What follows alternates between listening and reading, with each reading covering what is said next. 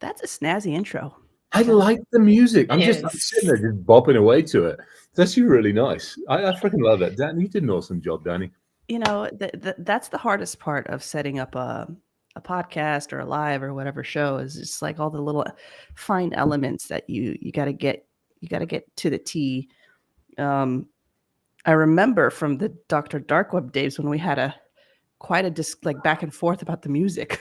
So Oh it's my like gosh, I got I to yeah. love nail that this. podcast. That was so much fun. I know we can't do that again. And we probably just need to go back and poke them and say, hey, look, you've done bugger all with it in the last year and a half, 2 years. Can Two we go play? years Yeah, 2 years. Can we go play with it? Maybe I should reach out. is great. It's great content. It was good. It was fun. It was fun stuff to do. Although I think it'll be interesting in a month or two's time to see what we can come up with and maybe do something a little extra and different as well. So we'll see how that goes. All right, I guess. Welcome everybody. Yes. We are live on What the Fuck Wednesday. Welcome to the show, everybody. For those of you who are new, you don't know the drill.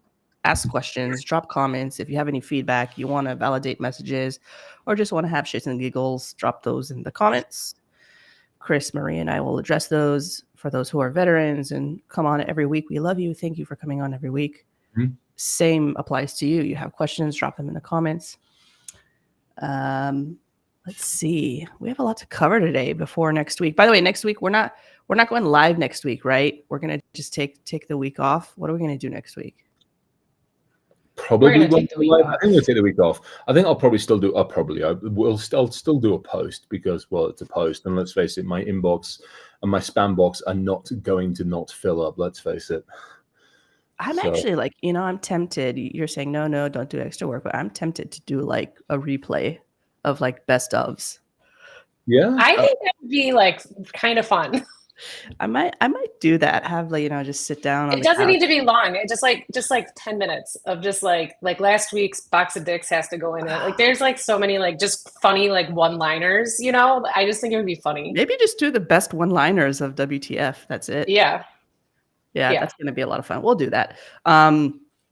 Look out for the regular invite everybody, but please note it will not be live, but it will be streamed on LinkedIn. So that's going to be loads of fun. It's going to be a bag of dicks. It's going to be awesome.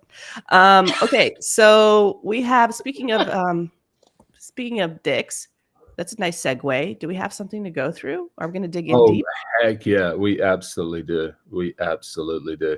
Let me actually pull it up. I just got a message from a friend that was like, hey, I need the podcast link. And I think I just sent them the podcast link. I hope I did. If I didn't, I've screwed up, which is quite possible. All right, where the heck was I? All right, it came in. The nice thing about this is I just have to search for dicks. All right. This is a huge shout out. This is to Amanda. So Amanda Berlin hit me up. So long story short, if we recap, what was it only last week when I went off the rails? Yes. Okay, let's recap what happened last week. So a bunch of us were at Cyber Marketing Con in Austin, and then we had an interesting session where a bunch of us came on live from the podcast studio, and Chris literally unboxed a gift that he got from a vendor. Yeah. It was basically it was an empty box of fuck you.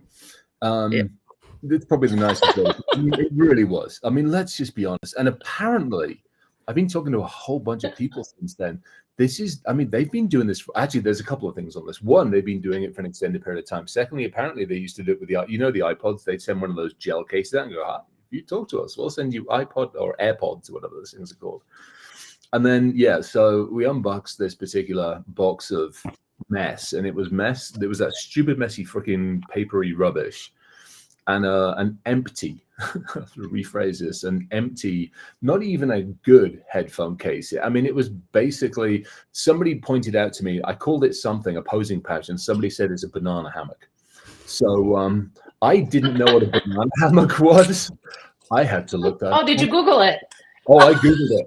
Oh yeah, man, I found Speedos. I found leopard print Speedos, and it's my second language. I was a swimmer, so we knew at a very young age what that was. No, just don't want to know. I didn't want to know, but I found out it wasn't even a banana hammock useful one. So yeah, it was basically an empty box of fuck you.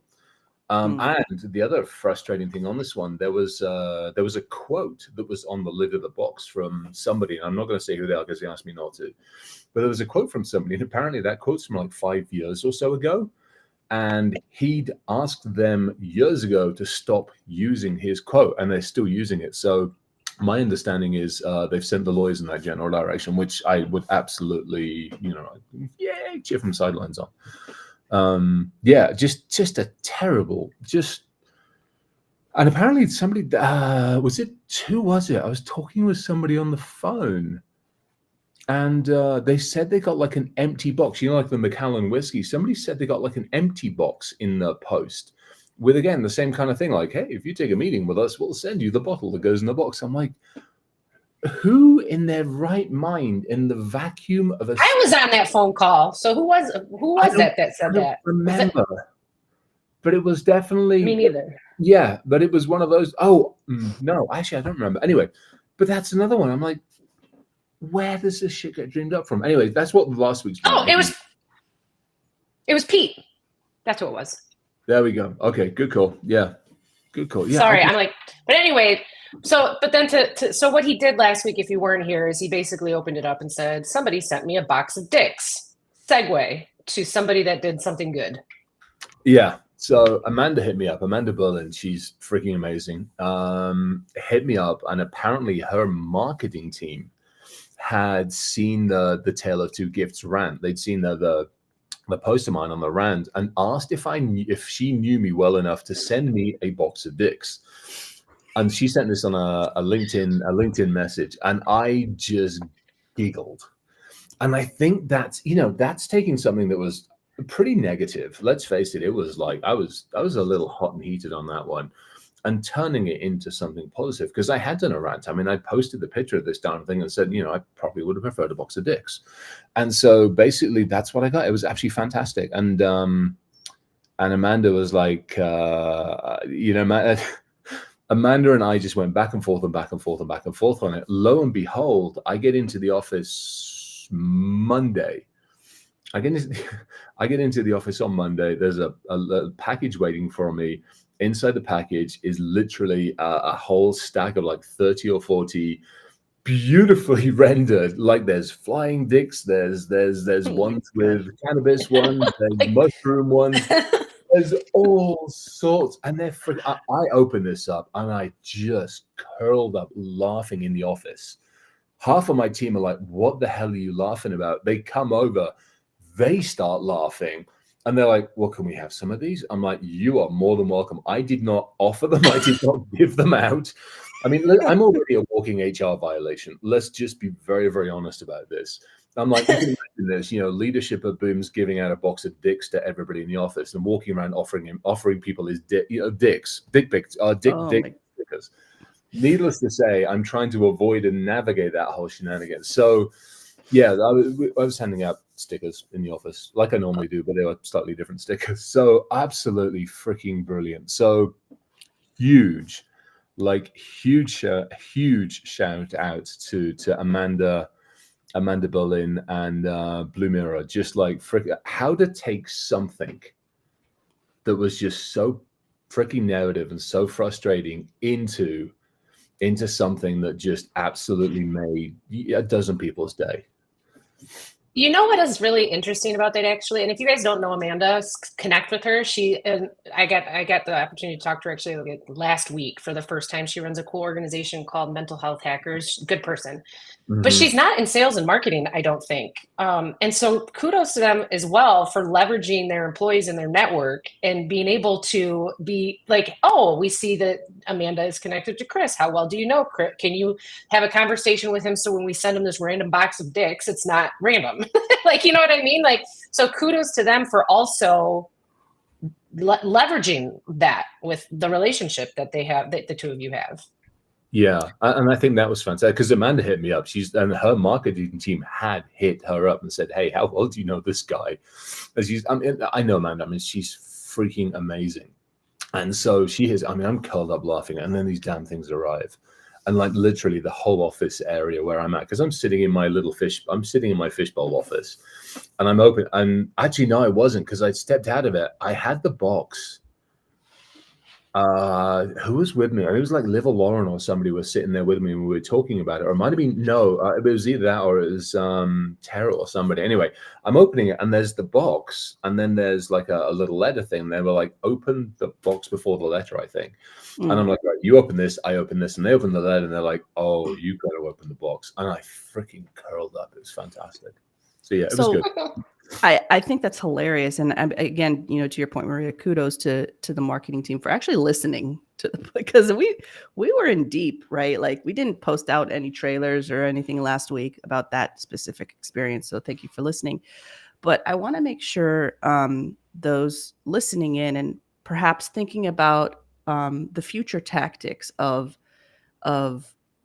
using humor to send to potential buyers or practitioners. Like there's a fine line that you can cross where it goes the wrong way. And at what point, like how should a sales or a marketing professional or a vendor, anybody who's in, the vendor community trying to get the attention of a buyer, how should they navigate that? Like when does it cross the line? Maria, you want to hit this one first because I got some ideas. Yeah, you're on the front lines of this. I think there's a time and place for it. Like, let's just face it, not everybody is as visible as Chris in terms of like sharing his thoughts and feelings and stuff, or you don't see them on podcasts and understand that this guy actually has a good sense of humor. I don't even necessarily think that people would needed to know you to send a box of stickers and you find it funny and unique and say that's the right way to do things, right? So I think for situations like that where you see relevant content or somebody posts something that's relevant and there's a level of humor that you can use to spin it, it's appropriate, but you have to explain why, especially if you don't know that person. But like a net new cold outreach, it's not the time to be like funny or jokey because you don't even know if that person's funny or has a sense of humor or anything like that. You kind of have to, in my opinion, wait to at least have a conversation with the person, understand what their vibe is and how you can engage with them at a human relationship level. Because humor is humor. And just like I have people in my life, like I have an uncle, he's the most unfunny person ever. I'm never funny around him because he's not funny. It's the same like thing. at Thanksgiving. Does that make sense? Stoic. I think there's one other thing which I think is ridiculously important on this one, and Amanda did it right. And I think this to me is the biggest call out on this one. To your point, you know me well enough, but let's face it, I ebb and flow. There are days and weeks sometimes that I go that are rough. No two ways about it. There are times that I'm going through. I mean, there's some stuff I'm working on now at the moment that's just challenging. It's probably the nicest way to put it. And I think if that had come at me without any warning on like a Monday after some of the meetings that I had, it probably would have had a completely different reaction. But the fact that Amanda hit me up, laid the groundwork and said, hey, do you mind? It kind of preps you. So now you know what to expect rather than having something completely unexpected. I think that's also important because, I mean, there's days I'm in the office that I'm just like, what the heck is going on? Everything's spinning, the world's going on. Or there's days, home life and other things that are going on, Milo situation, where it's just quite literally a shitty day. And I might not be in the right frame or mindset or whatever. So if it even if it's sent in wonders and me 99% of the time, yada, yada, yada, I think if you haven't laid at least some level of groundwork to say, hey, we're going to send you something a little fun, make sure you're in the right mood, frame, mindset, whatever, before you open it. Because if that had arrived and I'd been in a pissed off mood, I would have just put it off to the side. I would have opened it later. I would have opened it at some other point. But I think that's the other part of it is, we're all humans. We all have good days. We all have bad days. And even though you might know, I think that's the big one as well. It's just also that it's communication. It's laying that groundwork. Oh, that's hilarious. Well, shout out to them. That was awesome. Oh, and again, it's just Elliot's awesome. That actually might be fun. Might consider a YouTube side hustle of unboxing unwanted items. Oh my gosh, could you imagine? My kids My kids would watch that for sure. Oh man, Yeah, the problem is we'd have to try to keep it PG, or at least, whatever it is, NC, Yeah. is it NC-17, whatever the heck it is. we'd have to bleep out Oh, everything. it would be constant bleeping. I mean, there's just, at that point, it'd just be like, hi, welcome to the B band. There we Hey, go. but that's a freaking cool idea. Think about it. Like, it's hilarious, and it's a good idea. It could be a lucrative. Hey, you know what we could do? Okay, so this actually could be fun. Actually, spin it a slightly different way. Okay, so folks send their unwanted stuff. I mean, it's the holiday season, let's face it. We are all going to get the unwanted present or the WTF present from great Aunt Gertrude, who's like, oh, everybody needs a pair of beep or whatever. And we're all going to get those like, I'm sending it to Chris. Here's my deal. We should do this because send it to Chris. And also send a donation to pick the charity, $5, $2, $10, $1, $100, whatever you can send. Send a donation to charity, at which point it'll be on the YouTube channel. That would be hilarious because then that we could do it, and whatever charity ends up with whatever money, that would be my gosh, that would be a hoot. Yep. Like you'd be opening like Aunt Gertrude's sweater. Oh yeah, Aunt Gertrude's sweater. I mean, if Aunt Gertrude's sweater turns up, Okay. Aunt Gertrude's sweater is going up on the YouTube channel, along with some sarcastic, 15, 20 minutes worth of commentary about Aunt Gertrude's sweater and how it's going to get worn at the top of a mountain while chasing mountain lions or something like that. I mean, I would have, this is me. We would have so much freaking fun with this. Could you imagine Chris with the box? Everybody send Chris a white elephant gift. Shitty. Everyone send Chris a white elephant gift. Let's see how many. Oh my gosh, that would be a hoot. We'd have to probably send the stuff to certain that'd be a hoot because again, I mean, you think about it this way. You can have a little bit of fun with it as well and go, okay, dear vendor, you want to send these things out to people. Do us a favor, send it to the unboxing channel. Send it to the CSO unboxing channel or something like that. And then that would be a hoot. Because you could do a vendor one as well. And the unboxing channel. Literally, this week. I'm sorry. I think this is actually really funny. I think it's a good idea. Because we could, again, you think about how much stuff gets sent out by sales and marketing teams. Actually, the other part of that as well is the stuff everything gets taken like RSA and Black Hat and everything else. Yeah, that's right. Aunt Gertrude probably won't jump into the channel. Probably not. But you know what? I would try to do it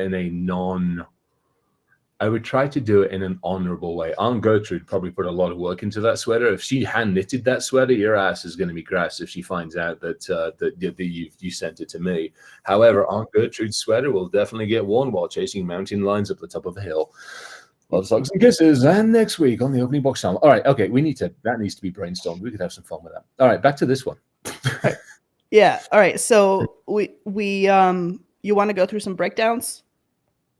Oh, yeah. I'm going to go through one. You went to the Cyber Marketing Con last week, didn't you? Last week before? No, I did not. I've gotten like 20 of those. Oh, you got one of those. I only got one. I got one. Wait, hold on. I've gotten like 20 of them. You got a message from someone saying that you were at Cyber Marketing Con? Hi, Chris. As we both attended Cyber literally... Marketing Con, I'd be glad to connect. Yo, send that to me. Send it to WTF. I know this actually came in as this actually was a LinkedIn post, and I'm like, nope, we didn't. Oh, okay. I just saw you in the participants list and assumed that you did attend the conference. I'm just going to send you the screenshot. The hell?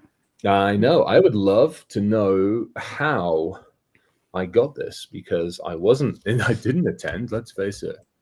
I wonder if it's the same person. I'm sending it to you too. Olga. Olga?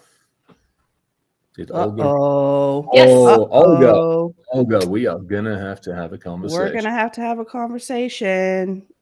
I met this lady. Oh, you did? Yes. Oh, bless. I'm just gonna send her a congratulations. You're on the podcast.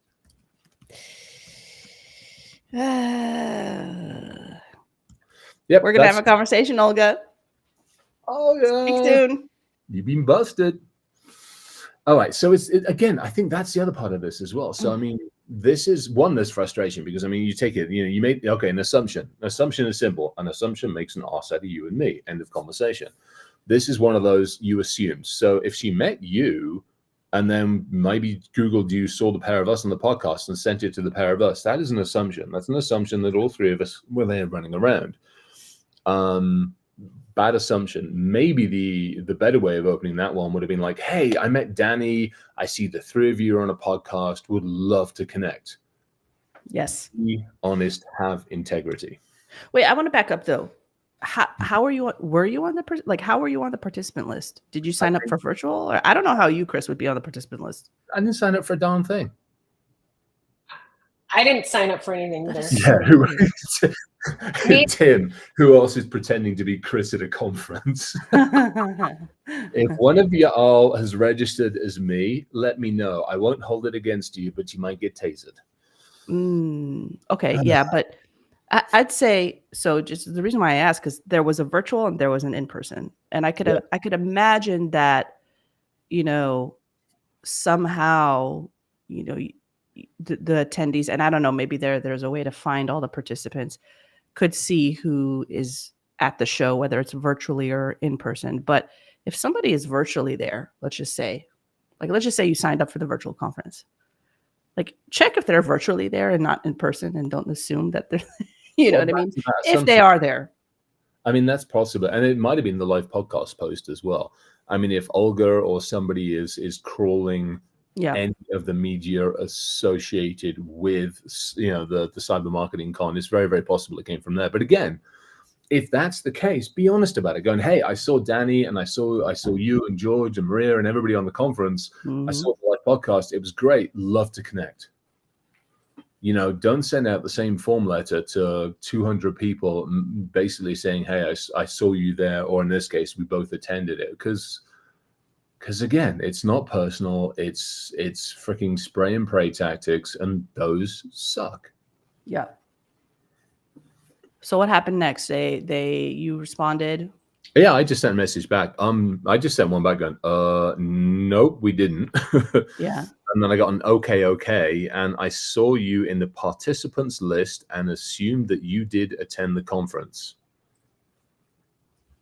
And that was it. And that was today. And I just sent a quick note back saying, congratulations, you made the podcast. Yeah, I'll be reaching out to her because her supposed service is helping people out on LinkedIn. Yeah, marketing and sales consultant at the social selling agency, speaker, LinkedIn top voice in B2B marketing, Microsoft alumni, and AI enthusiast. Yeah. I mean, I think that's one of those things. One, don't do the spray and pray stuff, because especially those of us that talk with each other, we kind of find that stuff out. Maria, Stanley, you got the same blasted message as well. And I think, I think it's, and again, that. The other thing is it's just not even tailored though, or personalized.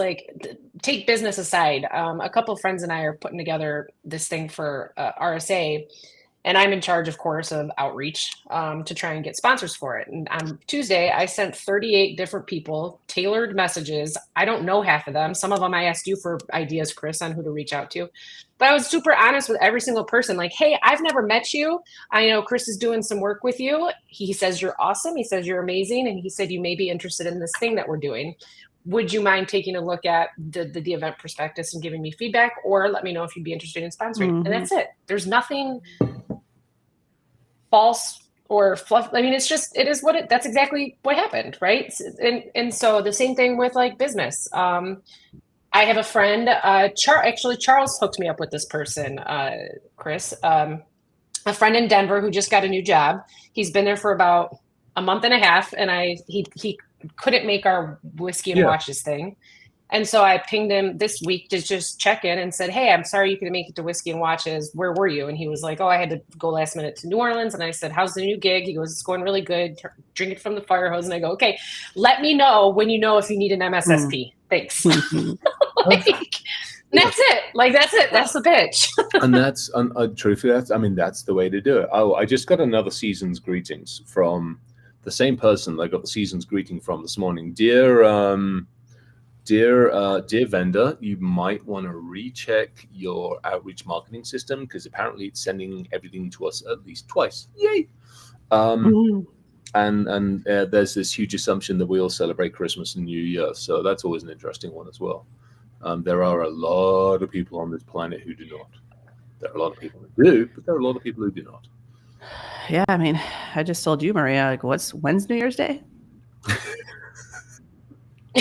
I don't know. Rose Bowl Day, go Michigan. Maria and I are gonna meet up. Well, there's I don't know. So I roll it like it's gonna be a bloodbath. Let's face it. It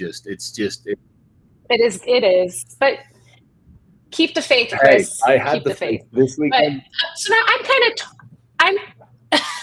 I'm torn on this holiday season's greeting thing. I don't do it in cold outreach, but I will do it. I will all of my clients that I don't talk to. Like, I'm not going to send it to you, Chris, because I talk to you every day. But all of my customers, so my accounts, people that I have business with, or folks that I'm far enough in the sales process that I've been talking for some time.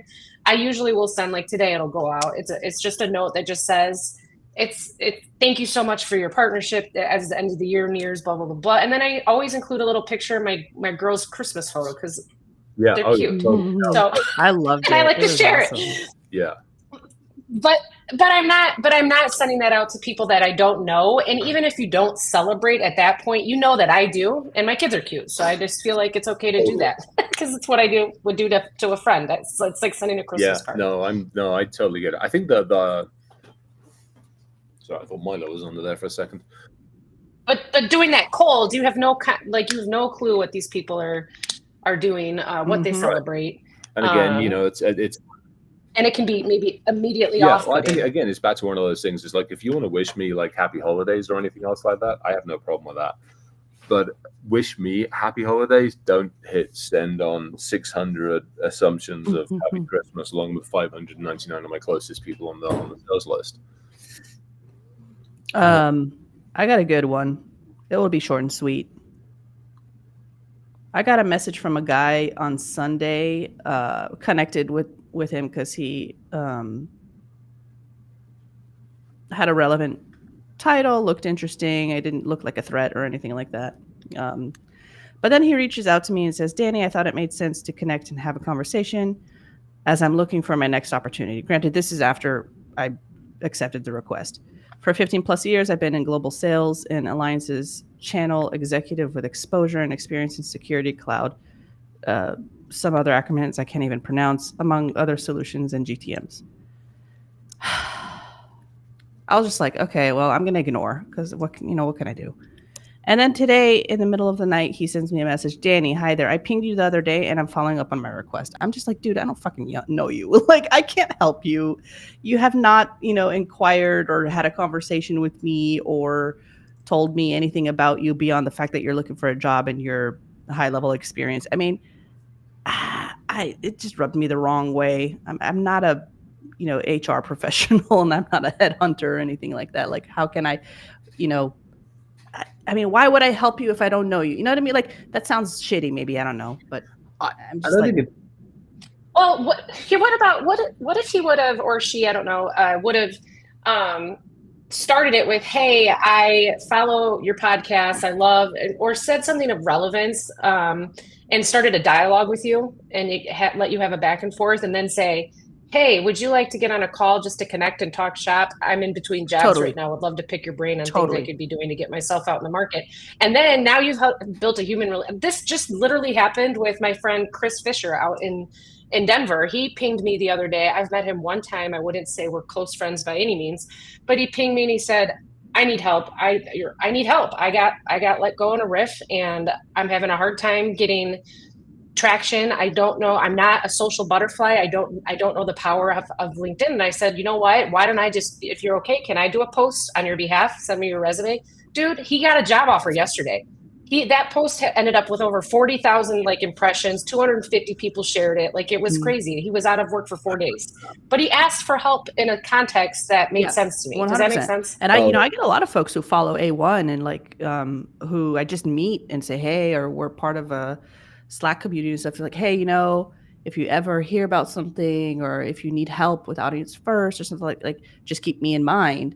Then I'll kind of go and do some work, because I know people. We all know people and we're all connected. But if you just drop it and say like, I'm looking for a job. By the way, I'm following up on my request. Like, why would I even? Why? You know, like. Yeah, not exactly the right way of doing it. And same thing, I mean, I get asked for that kind of stuff on a regular basis. I get asked for advice, which is nice as well. I've got a couple of posts I've put out. And I'm like, hey, first and foremost, do me a favor, take a look at these. This will probably answer a whole bunch of stuff. Then when you've taken the time to go through those, then let's have a conversation, because that just provides a ton of context for folks. Yeah. Yeah. Anyway. It's I think to your point, the other one I've done with a bunch, some folks have hit me up and I'm like, well, do me a favor, go look to see who I'm connected with. If there are jobs open at those organizations, I am more than happy to make an introduction, especially if it's somebody I know. I'm hands down for introductions if there's a little bit of context and just like interest, at least in having some kind of conversation. Like, I don't work for you. You know what I mean? I'm very busy, and I don't drop things to just find or connect on the fly if I don't know somebody. So you got to bug out, Maria. 100%. I do have to bug out, guys. I'm so sorry, but I would love if we could get somebody to come on and take my place and start asking some questions. So if you have questions, we will be having please do that. A guest come on shortly. Just getting ready. Yay! So. Awesome, amazing. All right, well, everybody, in the what the fuck world, I won't see you next week. So happy holidays. Yes. I'll drop a picture of my kids in the chat. I get you. Take care. Have a good one. Talk soon. Thanks, everybody. Bye-bye. So this is interesting because last week when we talked about all the good things and boxes of dicks and bags of dicks and all the fun stuff, we also talked about the potential conversation we would have this week about content. Yeah. Remember that? Mm-hmm. I want to dig in a little bit because, I do content now with Nucleus, and I'm always looking to see how we can, and I was at the cyber marketing and listened and heard that, content is still very much king. Distribution is still very much queen, and she wears the pants. But content is a driver of brand awareness and value creation for practitioners. I want to know from you, and I didn't want to read it, but we talked about good stuff. Yeah. What are some of the biggest challenges that you're finding when it comes to useful and reliable content in security, if that makes sense? Yeah, it does. I think the first one, which is probably the one that frustrates almost all of us in this industry, is gated content. Let's start with the easy one. I was talking to a friend the other day, and actually it was somebody on the Tinkerers group. They were like, I'll take the fall for all of us. And they hit the LinkedIn post. It took them to this site where you register for the site. And to get like a briefing, like a white paper briefing document. It took you to the site. You registered at the site, and then they were like, now one of our reps will be in touch with you to discuss the document with you. I'm like, oh, that's just horrible. Yep. And it's if you're going to put out there that you've done this content, you've done good things, and you want to share it, then bloody well share it. Because here's the thing, people will read it and they'll be like, oh, now I'm going to go talk with them because of whatever.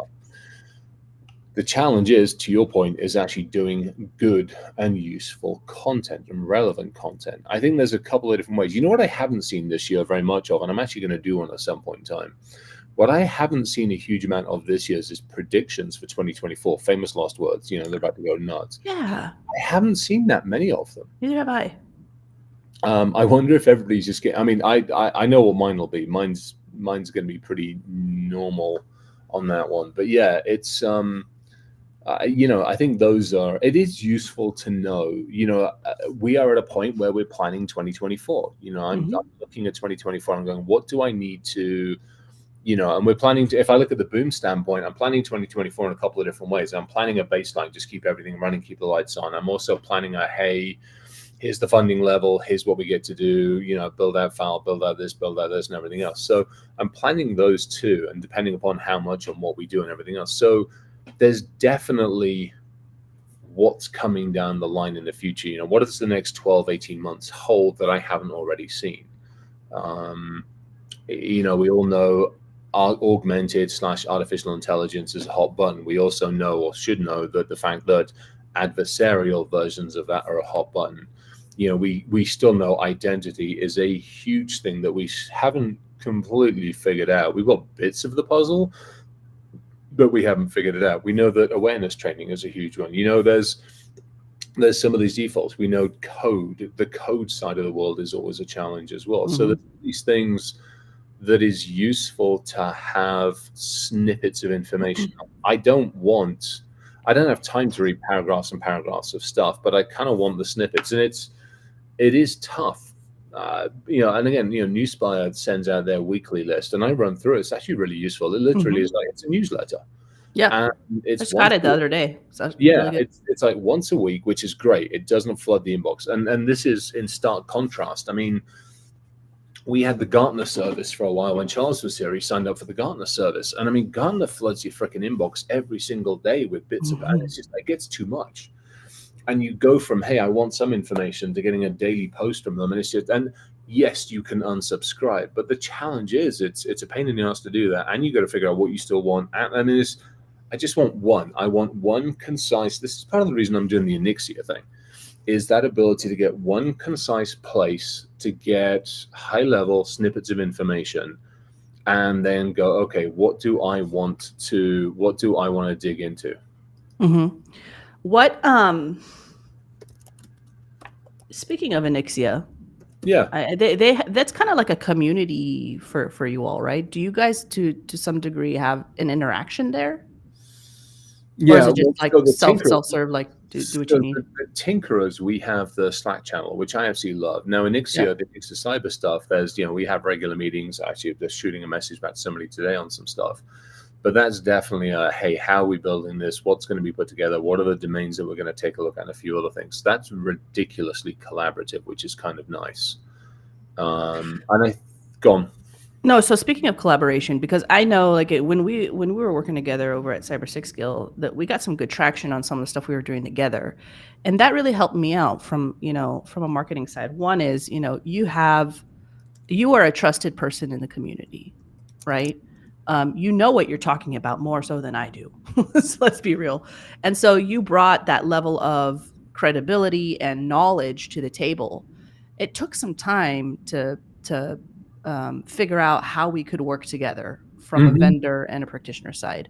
Yeah. What in your opinion are the steps that a vendor could take to work with a potential buyer or practitioner or their customers in an authentic way? Like what does that look like to you?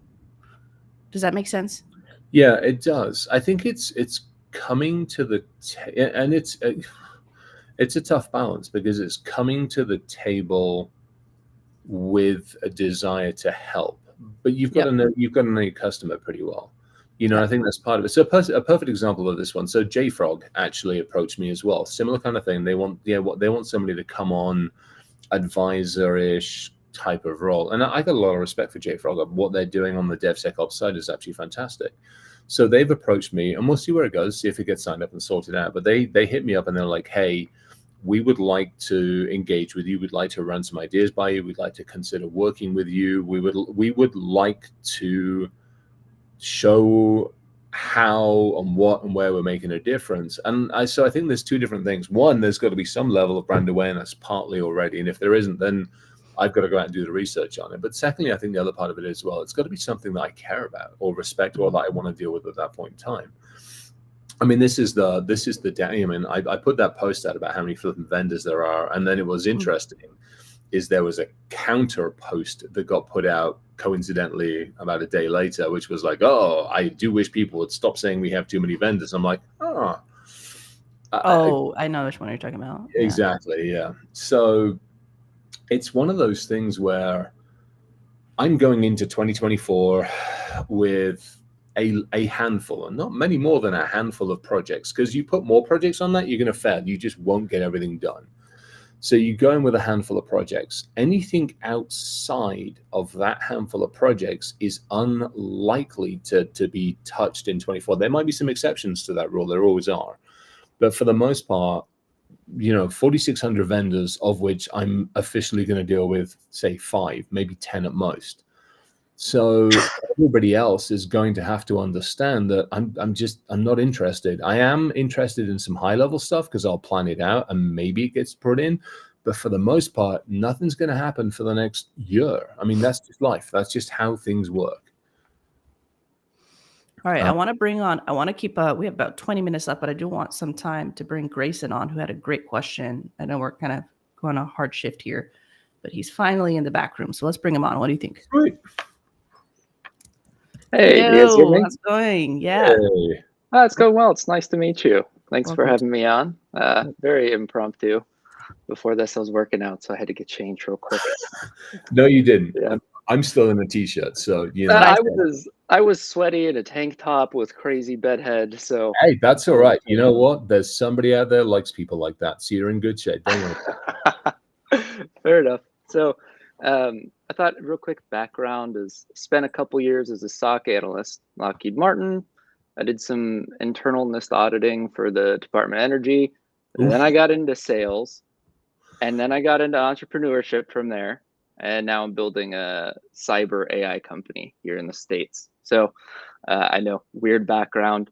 I had a question about foreign products, companies, and buyer trust, if you're cool to start there, or if you want to ask any questions.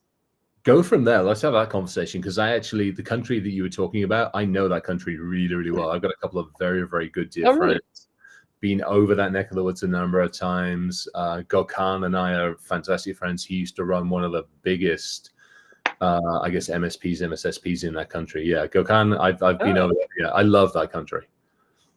That's awesome. I love it. So I was talking about Turkey, and we've got this relationship. Our parent company is a Turkish company. They made a network detection and response tool. They're selling it abroad for a couple years now, but they wanted to open something in the US because it's the biggest market, right? So set up a company here, but our tool is developed by a team of Turkish developers. Yep. And at the moment, all the data is in Turkey. So when I'm going trying to build a brand for us, don't worry, we're moving everything here. But when I'm trying to build this brand, I'm getting rid of some of the odd English as a second language written things. Oh, absolutely. But I'm really, really committed to the visibility and transparency. And so we're rushing SOC 2. We'll have type 1 like a month or two. And now we're going type 2. I got toilet paper that's worth more than SOC 1. Yeah. Well, anything to help. But I'm anticipating, and I've already seen some issues with being a foreign product or company. So what I'm trying to figure out is, what are some of these issues? How can I handle them? And which ones are just not overcomable obstacles? So I'll put my CISO hat on. And I'll put my CISO hat on for a company that works with DoD and a few other agencies. So you'll know exactly where this is coming from. First and foremost, dealing with a foreign entity, especially Turkish entity, is going to be a rough one. Which, if you are starting to say, hey, all of our data is going to be in the US at some point, then that's a bit better. If the data is in the US, but it's still handled by foreign nationals, then you're still going to have a problem. So not only is the data going to have to be stored over here, but you're going to have to figure out whose sticky fingers get in the pots from that standpoint. And you're going to have to be ridiculously upfront about it as well, because if you turn around and you tell me, hey, it's, exactly, going to be rough in the Fed. If you turn around and tell me, hey, we have no interactions with any of our folks over in Turkey, they don't have admin access, and I find out they do, that's a whole different. Yeah. TikTok is probably the best example of that. Honest Indians, none of our people in foreign countries can get into any of our data sets, and I'm going to call bullshit on that one because I know for a difference they can. So you start looking at stuff like that, and you got to have that level of separation. Now, that's for DoD government stuff, FedRAMP side of the world. If, however, you're dealing with US companies, just regular mainstream US companies, your first point was absolutely perfectly correct, which is the linguistics have to be a huge one. And that's something I remember working through with Turkish companies, with Israeli companies as well. I mean, anybody that doesn't have English as their first language. And same thing, I was dealing with some fantastic stuff over in Saudi and Qatar the other day. And it was very much a case of, I loved what they were writing, but the the way it was put together, I'm like, all right, we got to have a reword. Yeah, it's something I've seen a lot of phishing emails. So as soon as I see something that doesn't seem quite like an American Yeah. wrote it, that's when my alarms go off. And it's the same thing. You start looking at the European focus as well. There's a very, very different way of writing for even the European market. And Gokhan and I used to go through some of this stuff. So this is where I think one of those things would be absolutely perfect. If you've got the eyes, you go through it, and then not just you go through it, but then hand it. Talk with Danny, for crying out loud, behind the scenes, and get her involved. Talk with us, we'll come play. And then that way of doing it, you've got a second set of eyes, that you've got a nicer set of eyes. I got a sarcastic set of eyes. Danny has that set of eyes that comes from the sales, the marketing, and all the consulting side of it. So I think that's a big part of it as well. Wording is key. Yeah, wording is key. And then I think the interactions, if you're going to run the interactions out of the US, I think that's going to give people a comfort level. I think behind the scenes, in the About Us page, you have that level of transparency in the About Us page. I will also tell you very, very bluntly as well, if I go to your About Us page and all I see on the top leadership is a whole bunch of people that look exactly the same as everybody else, and there's no diversity in race, creed, color, or anything else like that, I'm not going to do business with you. Okay. And you'll find more and more of us in the leadership position are taking much more and more of a stance on that one. And the token female in the senior sales or senior marketing role doesn't count. And I'm curious, just like, why is that? Because I'm done with old white guys running companies. Very bluntly, it fucking pisses me off. I'm fed up to the back teeth of having no diversity, and so I take a stance, as do a lot of us in this industry. Okay. Yeah, that's good to know. Yeah, understandable, especially coming from the DoD. Right. I mean, exactly. Yeah. I mean, yes. Yeah. So to me, that's a deal breaker there. And now I've talked with companies that, how should we say, are working to change it, and I'm like, all right, then come back to me in 6 months' time and let's have another conversation. I'm not dismissing you now, but come back to me in 6 months' time and demonstrate to me, not that you can tell me you've changed, but you have effectively changed. So that's a big one for me as well.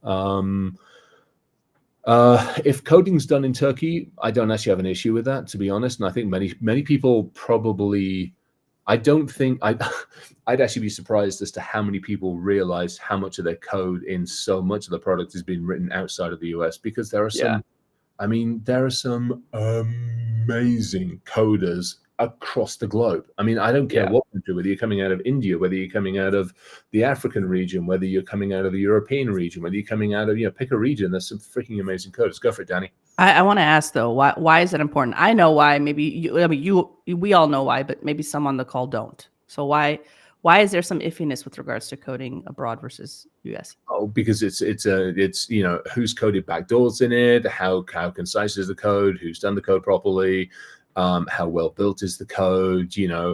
There have been most of us with gray hair remember the offshoring debacle from 10, 15, 20 years ago, when the code that was coming from offshore, as those companies were building themselves up, was challenging, to say the very least.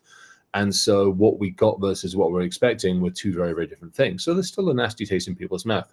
Yet, saying that, offshore coding has improved ridiculously, and some amazing products are built outside this country. I mean, that's the other thing. I mean, when you think the US is 4% of the population of this planet, that's it, 4%. There's 96% of the population elsewhere on this planet who are really freaking good at coding. So, I think that's something that people tend to forget. But you've also got to remember if you're building an intelligence engine, let's add the extra one. The other reason I want to see fucking diversity, if your intelligence engine has been built by a whole bunch of old white guys, no, it's not going anywhere.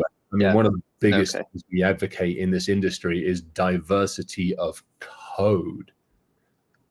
So, That's interesting. Yeah. So that kind of makes me wonder something. If a concern is something like coding in a backdoor, which is something I think is a real concern, how could we create some kind of transparency what I've seen other companies do is like third-party code reviews, or there's a bunch, Black Dog, White Hat, and a whole bunch of other ones will go through and rip the code to shreds for you. So you can go through that. Now, that's great for this version of code. And then you change the code every couple of months. You do code updates. All of a sudden, you have a problem there. There's other ways of doing it. There's handing code over to people in a sandbox environment and go run your tools, run your checksums, do all this stuff. Yep. That works if they're doing negative testing. But if I've done my coding properly, then positive testing is typically where I will find those issues. There's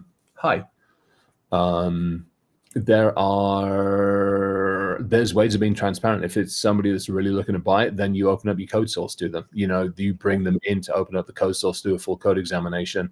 The challenge with any of this stuff, and it is a challenge, but again, I think most people don't even think about it, to be honest, these days. So again, I know a lot of the code in some of the products I have is written out of some of the former Eastern European countries. Some of them are amazing. Some of them have still got some challenges. So, you pay some money, you take storage. So all you then do is you yourself do your own due diligence inside the US for every single release of that code. You do your own due diligence. Yeah. So you try to say, hey, look, we take the code base, we bring the code base into the US. We do our due diligence to these standards against the code. Then we will release it to our customers. Gotcha. So you just said bring the code base to the US. The only thing that we're considering not moving here is the developer environment, and the update server would be like in the cloud. But if they're developing in Turkey, developing in Turkey, commit the code, drop the code into US gets to run scores against it. That code is then release candidate. Perfect. Okay, that makes sense. So that's really good answers. And then the other thing was, what would you want to see transparency in? You said in that about section. Like, what would you look for specifically? I would look. So actually, here's an interesting one. If they're doing it in Turkey, and having exactly. Tim just put a good point on it. If 4% of the population of the issue means you're severely limiting your world talent pool. Absolutely. But here's the challenge. 4% of the population, goodness knows how much percentage of the actual overall spend in this industry. About half last time. Yeah, it's crazy, isn't it? So but you just put controls in place. I mean, to me, that's it. Okay, so transparency in the about us. I think a couple of different things. One, obviously that diversity.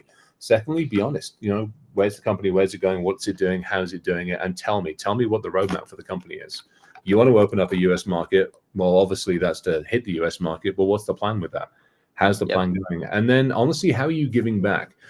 Turkey last year before last year went through a horrendous earthquake, like an absolutely freaking horrendous one. I would want to see that the company's giving something back to those funds and helping those people. Stuff like that. I want to see some of that on there. Does that make sense? Gotcha. Yeah. So not just like transparency into who we are, but showing that we are good for people wherever we are, providing some value beyond what we sell as a company. Yeah, 100%. 100%. Okay. That's a great idea. Yeah, I mean, so again, I look at Boom. Boom's a perfect example of that. I mean, we're building a freaking supersonic jet, for crying out loud. I mean, you want to talk about the most unenvironmentally friendly thing out there. Yeah. But we're doing it with sustainable aviation fuel.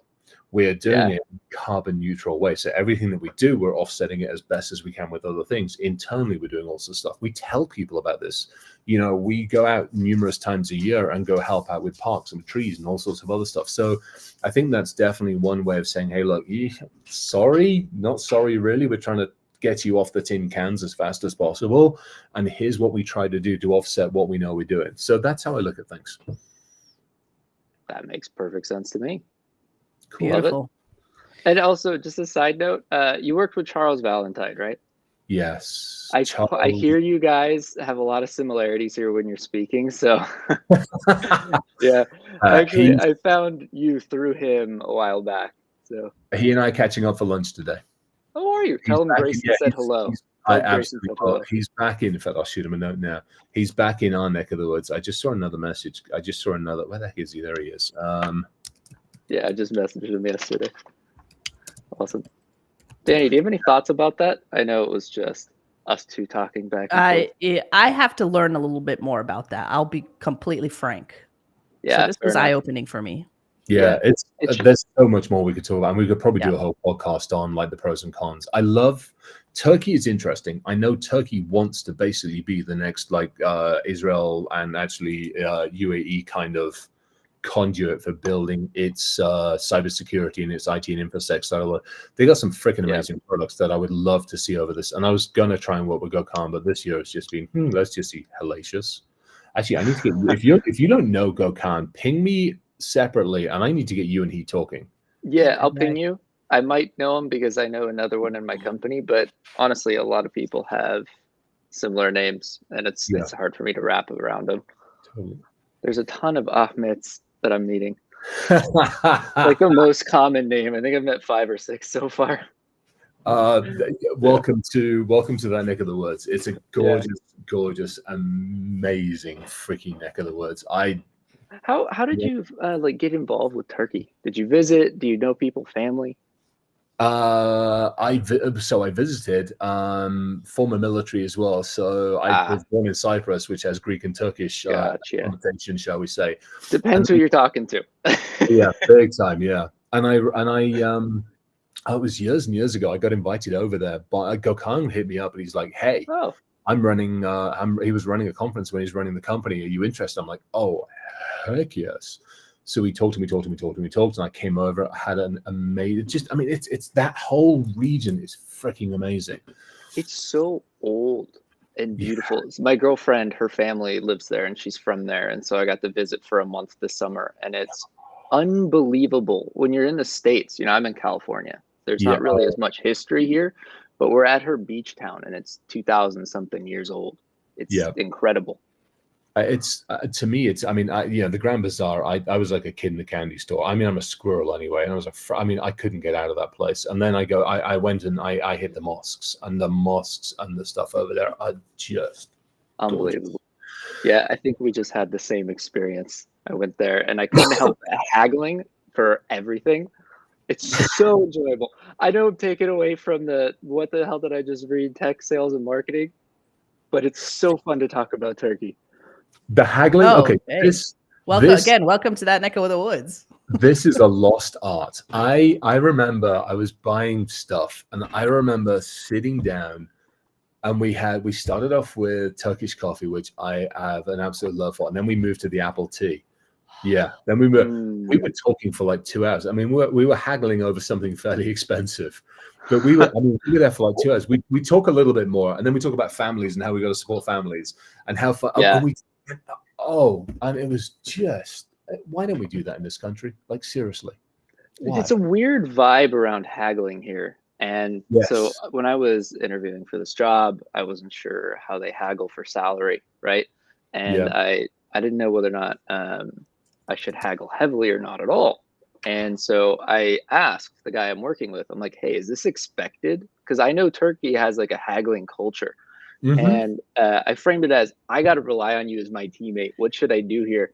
And he told me haggling is built into everything. And specifically with the engineers, he says it takes weeks because they keep flipping like back and forth.